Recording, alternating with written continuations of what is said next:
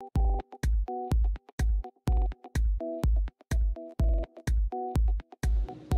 everybody. Thank you very much for the kind introduction. The topic is proton therapy for liver cancer.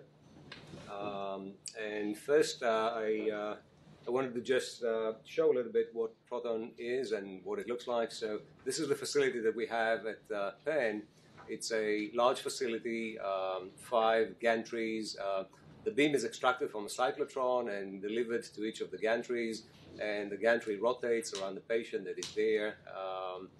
And the gantries are equipped with kV image guidance, and in the last couple of years we've added cone beam CTs to all these gantries. Why invest in proton therapy, and what are the advantages of proton therapy? I'm sure that most of the people who attend today have seen this curve or something similar to that. But just to introduce this concept again very quickly. So if you treat any patient with X-rays, then there's attenuation of the dose as you get deeper and deeper into tissues. But with proton beams, you have this much flatter entrance dose, and then the dose is deposited as a Bragg peak.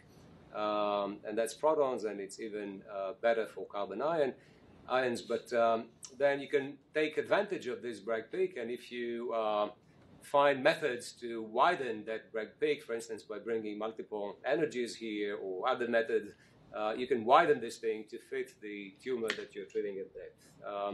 And if so, then all this difference here between the green and the red is dose that is spared to patients. And in liver cancer therapy, this is very, very important, because all that dose that is deposited in the, or at least some of it that is deposited in the patient's liver, is something that would limit the amount of radiation that you can prescribe to the tumor, as radiation-induced liver disease correlates directly with mean liver dose. So as an introduction, I also want to talk about this toxicity of radiation-induced liver disease. So, in the 1940s, people tried to use radiotherapy in liver cancer, but very quickly developed or reported at Stanford this radiation hepatitis that we have since learned has nothing to do with hepatitis. It's just a radiation-induced vascular abnormality, a VOD, a veno-occlusive disease. And it's manifested as ascites and hepatomegaly, sometimes some pain related to the hepatomegaly, and with increased liver enzymes, where it's mostly an obstructive pattern with an increase in alkaline phosphatase. And it's exactly as a sort of bad Chiari, only that it does not involve the large veins that come off the or out of the liver. It's at the microscopic level within the liver. It's a venous occlusion at the microscopic level. And that became a dose-limiting problem. There's no management for this thing except for symptomatic management, and patients have died from this. So essentially for, I think, 30 or 40 years, nobody in the United States, at least, did liver radiotherapy. And what started this era of radiotherapy is really work that Laura Dawson did together with Ted Lawrence at the University of Michigan, where they have characterized these things, a normal tissue complication probability that now tells us how much radiation the liver can tolerate. And so very quickly we have found, for instance, that if you're looking at mean liver doses of about 30 gray, the rate of toxicity is very, very low. But if you exceed that, it starts going up very quickly. And therefore, very similar to what surgeons do in practice of liver cancer, you could pretty much do whatever you want to, say, a third of the liver or even half of the liver. You can resect it or you can damage it with radiation therapy. Nothing would happen as long as you have at least a minimum volume of liver that you are sparing from the effects of radiotherapy. It's just as if you resect any amount of liver that you want, provided, say, that you leave 40% of the liver intact, functioning. It's the same concept with radiotherapy. And once we understand how much radiation the liver can tolerate, then we can move on to designing therapies that are more and more effective. So another principle that I wanted to point out is that when we then reported finally the results of this phase 2 trial from the University of Michigan, we had observed a dose response, meaning that patients who received more than 75 gray did better than patients who did not receive 75 gray. And it was not just for local control, it was actually for survival as well. So the odds of death, which you see there, the odds of death are reduced as the dose goes up. This data is not just unique to the University of Michigan. A number of other groups have produced it again and again, and lately Ted Hong in his phase 2 trial, the MGH, MD Anderson, and also contributed patients to that trial, had demonstrated this dose response again, only that the threshold that they found was not 75, they observed it for 60 gray. So at any rate, what I wanted to say is that the idea behind liver radiotherapy is to deliver the highest dose possible safely, and that's where proton therapy has the advantage, and we'll talk about it in a second. So there's also biological advantages that go with hyperfractionation. We had here earlier yesterday a discussion, a presentation by a biologist who discussed the advantages of hyperfractionation, but at the very simplistic level, if we did not have to worry about organs at risk, then there would be no reason to fractionate. Fractionation was invented in radiotherapy to protect normal organs at risk. With protons, if you plan it properly, the concern about the liver that is outside of your target is far, far reduced as compared to photons because of these physical characteristics of the protons. So you could then do this thing in a hyperfractionated manner. Here's just an example before we move on to what very rudimentary proton planning looks like. This is a double-scattered proton plan, and this is an equivalent sort of rapid arc VMAT plan. And you could see that large volumes receive zero dose, or next to zero dose.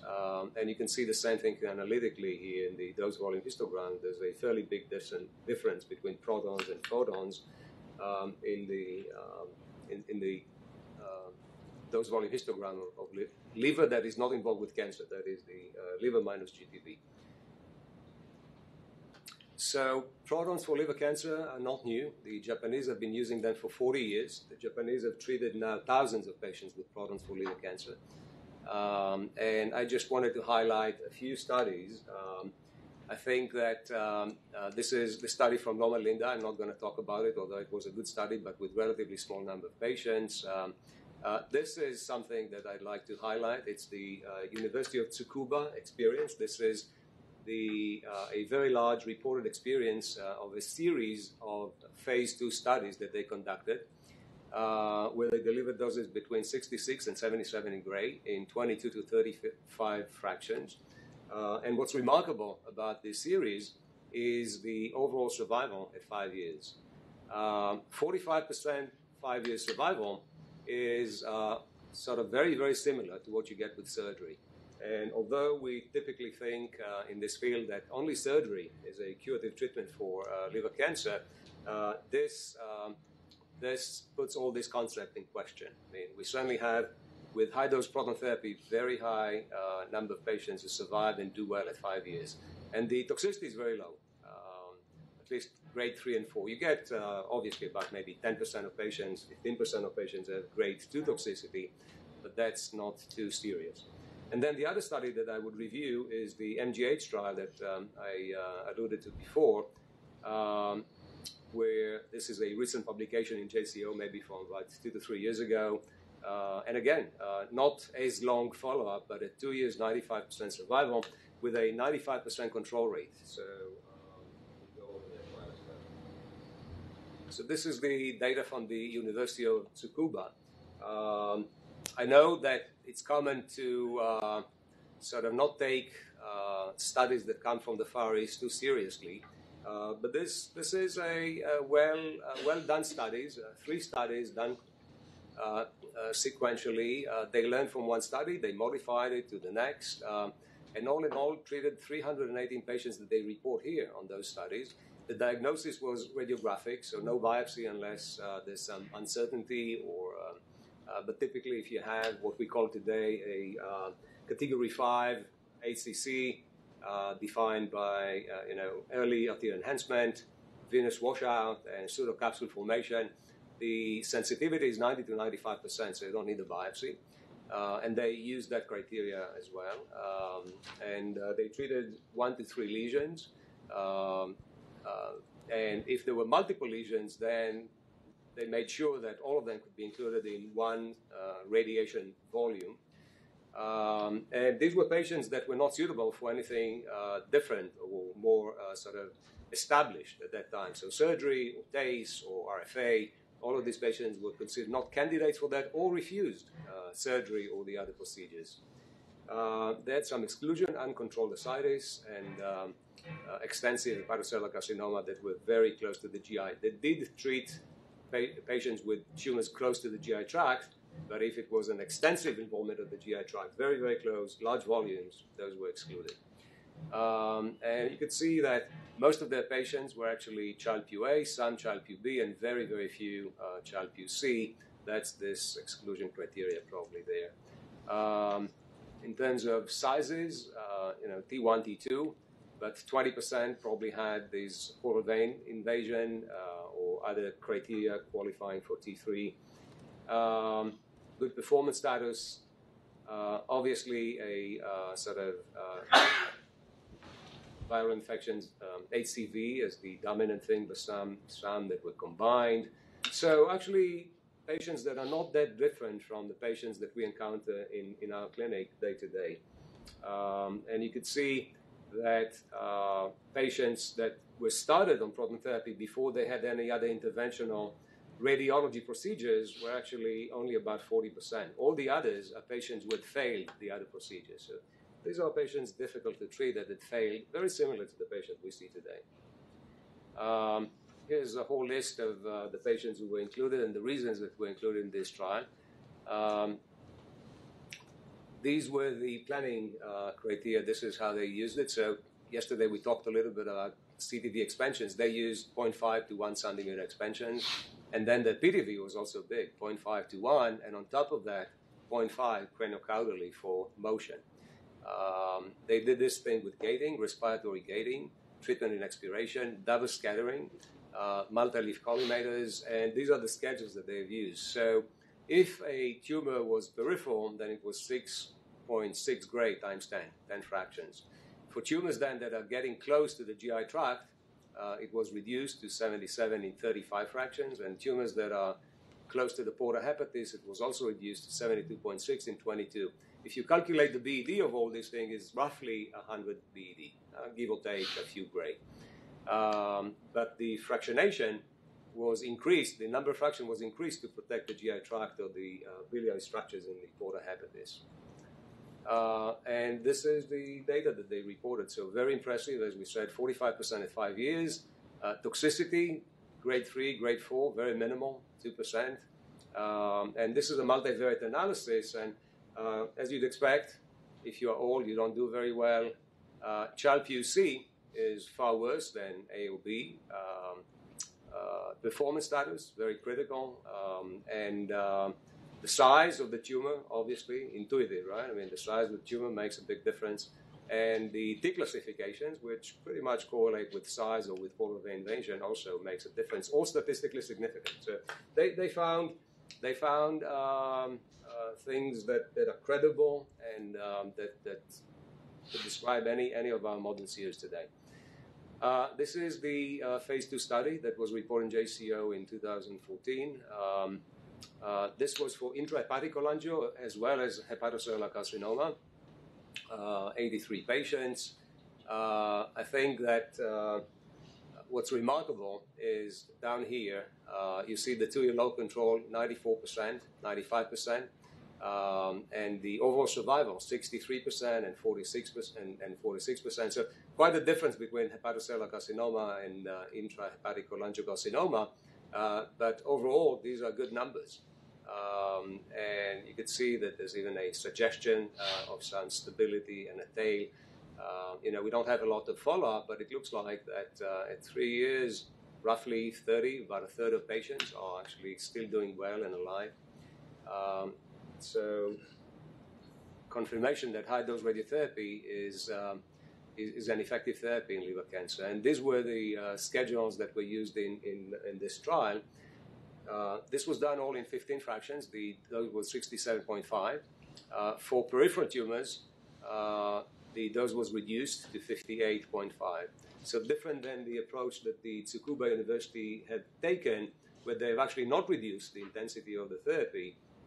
They have just increased the fractionation to protect the GI tract and to protect the biliary system. In this trial, the dose was actually reduced. And then you had to further reduce the dose that you prescribed until you met a mean liver dose of 24 gray. And all of these were delivered also with a passive scattering protons, and these are the 3 institutions that participated. Another study that I'm just going to touch very briefly about, Laura talked about this study, and although it's a small study from Loma Linda, the results are very impressive. These are patients who were on the transplant list, and this was bridge therapy to transplant. And they were randomized to receive TACE or to receive proton therapy. And the proton therapy was 15 fractions, not 67, but 70.2 gray. And you can see the difference in between the local control curve. I mean, it's very, very dramatic. This is not surprising. I mean, anyone who has experience with TACE in the pre-transplant setting knows that TACE is only a temporizing measure. You almost always have residual cancer in the liver by the time the patients go to transplant. So we've looked at our Ben data in transplant patients. 85% of patients who have not received radiotherapy have received a variety of TACE, RFAs, have residual cancer in the explant.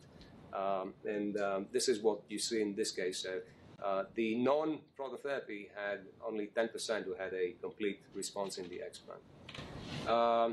And they also show that there was a reduced number of hospitalizations, so there were less complications in the proton therapy patients, etc. Okay. So now the question is protons necessary? Is it uniformly beneficial to all patients? How to select patients for proton therapy? For that, we did a little bit of a dosimetric analysis, and we have a manuscript that is under review now in the Green Journal.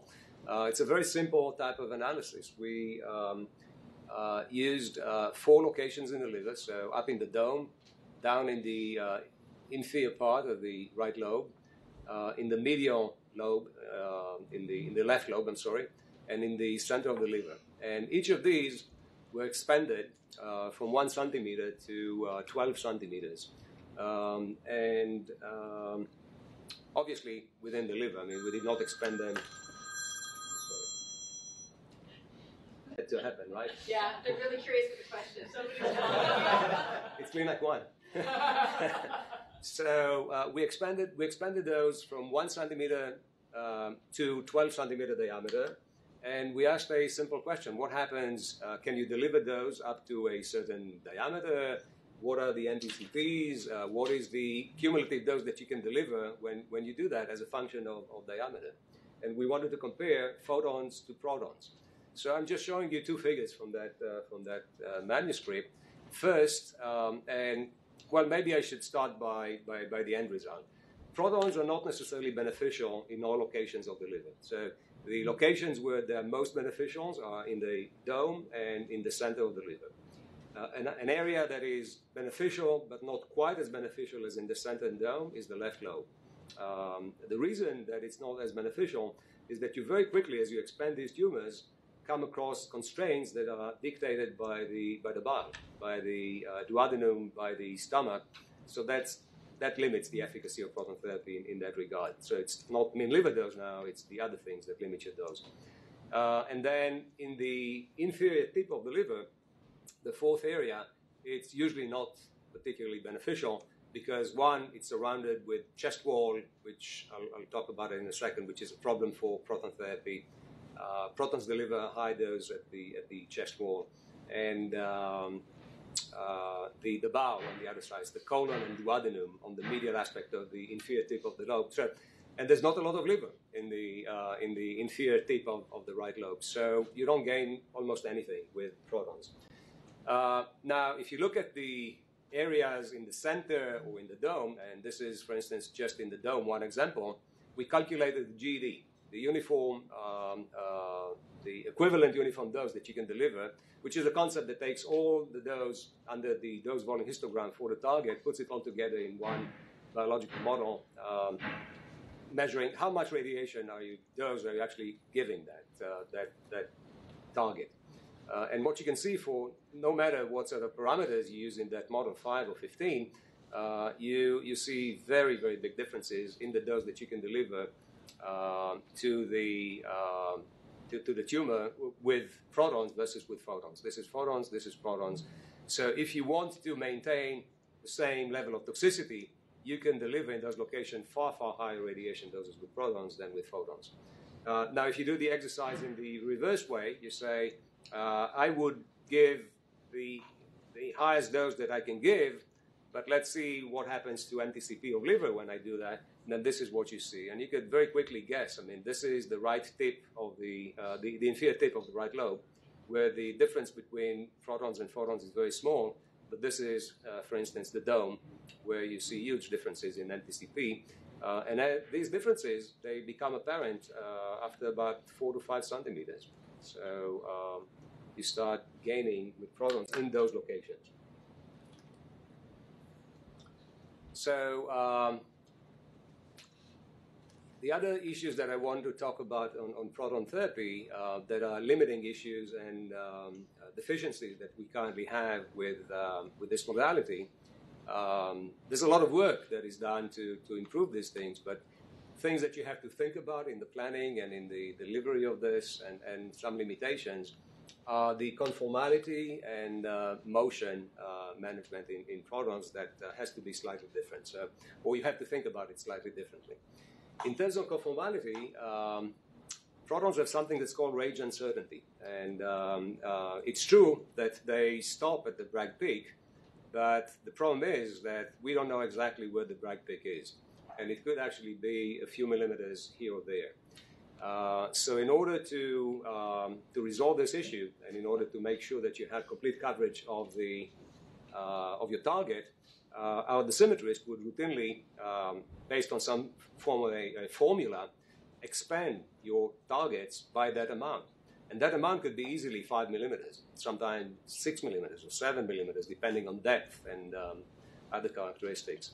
Now, you can imagine that if you have a tumor in the left lobe, very adjacent to the stomach, and then you expand 8 millimeters on top of all the other expansions that you make in order to ensure that the protons actually do not stop short of the distal edge of the target, then you are now 5 millimeters or 8 millimeters into the stomach. So by definition, you have now increased the volume of stomach that goes to the prescription dose. So protons, even with the best methods we have today, are never as conformal as IMRT.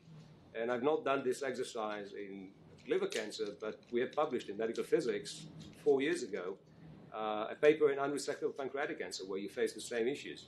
And it's very clearly demonstrable. Protons, even PBS, proton sort of pencil beam scanning, are not as conformal as IMRT because of that is the main problem. Now with PBS, which is a method that is more advanced and it's really a method of delivery that paints those within the target layer by layer and spot by spot, it's much better than double scattering. Double scattering is fairly rudimentary. You put 2 beams or 3 beams, and the planning principle is just like 3D planning. Proton beam, pencil beam scanning is much more conformal, but then you start running against the issues of spot size.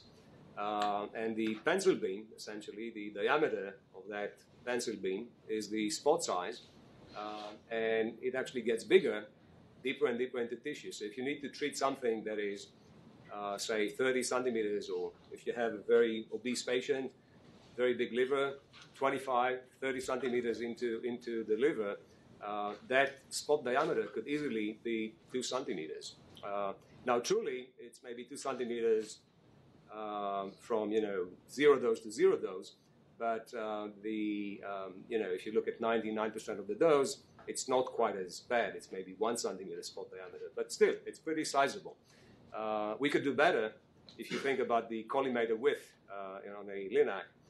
It would be better than the spot diameter that you get on proton beam, pencil beam scanning. And that also limits what you can do in terms of adequate covering your tumor, where it interfaces with one of these serial organs, such as the duodenum or the stomach. If you have that and the spot diameter is big enough, is too big, you either have to overlap with stomach, or you have to retract it back a bit so that you underdose your target. Then, if we're talking about motion, you have to control motion much better than with photon therapy. Protons are very, very sensitive to whatever is in the path of the proton beam. If it varies, and one day it's the diaphragm, but on another day it's air, you would end up potentially with a lot of those in the heart, for instance, if you're targeting something in the dome of the liver. So you have to be very careful and account for motion very, very carefully. What we normally use with protons is either a breath hold method or a compression belt. And at Penn, we use the SDX spirometer machine. This is not quite the belt that we're using. We're using a second generation of this belt. I didn't have a picture of it, which is an MR compatible and also has fiducials built into it and has many other features that were not in the first generation of that allows us to treat, if we need, through the belt, and also to reproduce the positioning of the belt on the patient day to day and during simulation very, very precisely using those markers that are embedded in the belt. And we've done a study to look at how well this belt mitigates issues of motion. And, most proton facilities have gone now to PBS, and that's the future of proton therapy, PBS, and then intensity modulated proton therapy, or in the jargon of proton therapy, it's called multi-field optimization. We prefer to use the belt for a number of reasons, but one of the reasons demonstrated here, this is work that Liang Lin, one of the physicists in our center, and I have done in liver cancer patients. And we have looked at both SBRT and as well as fractionated radiotherapy. And we looked at the effect of compression and the effect of fractionation. So one of the methods to deal with something that's called the interplay effect is fractionation. That has been described quite a long time ago. So what is the interplay effect? You can imagine that if you deliver those spot by spot, layer by layer, and there's now motion in between during that delivery, you no longer are confident that the spots have been delivered properly, one next to the other. Maybe there's been overlap between one spot and the next one. Maybe there's a distance between one and the next one, and you've missed the spot. But if you do repaintings, that is, instead of depositing the dose all at one go, you split the dose and during the session give it twice, then things start to average out. And people have calculated that if you do enough repaintings, then the deviation of your dose distribution, the accumulated dose, is actually quite small. And it falls fairly close to something that is clinically acceptable. And we asked ourselves, what would be a clinically acceptable dose sort of heterogeneity? And I think in the clinic, 3% is fairly reasonable. If we deliver those within 3% of what we planned, we are pretty happy. So if you look at this, and this is those accumulated over the 4D with the motion from the 4D scan. This is the kind of doses and the degradation of those that you get due to that interplay effect. You can see the blue light there. And if you just move to 5 fractions, then your degradation is far less. You see the blue had narrowed now fairly substantially. And if you now use compression belt and you look at that effect, the compression belt, this is one fraction with compression belt. That blue, that degradation has now dramatically was reduced by just using the compression. And if you further use the compression plus the increase the number of fractions, then it's practically back to what you intended to give. So this sort of, based on this work, we are pretty confident that we can deliver doses that are acceptable and clinically fine in practice, and this is what we're using. So using compression belt on the protons, on the proton side. It's also helpful because you don't need to pause your treatment. Breath hold takes a very long time, right? So if a patient can hold their breath for maybe 20 seconds and you need to deliver treatment that takes a minute or two, then you need to pause 6, 7, 8 times, and the treatment time becomes very, very long. So with compression belt, you just treat through. And we also studied, I'm not showing the data, the effect of on the interplay of the compression as a function of the magnitude of motion that you had to begin with. And we showed in that paper that even in patients who have had, say, 1.5, 2 centimeter motion, you can bring it down to something very, very acceptable with this combination of fractionation, and so much so that you don't need to do repaintings. So we just think about these as repaintings, this number of fractions. Okay, I could go on for quite some time more talking about the technicalities of how we do proton therapy, but I think that we are starting to come across our limit. Anyone who's interested in the differences in planning, I'm happy to talk about this thing later on, but maybe it's time to... Yeah, why don't we take some questions? Thank you so much, Edgar. That was a great talk.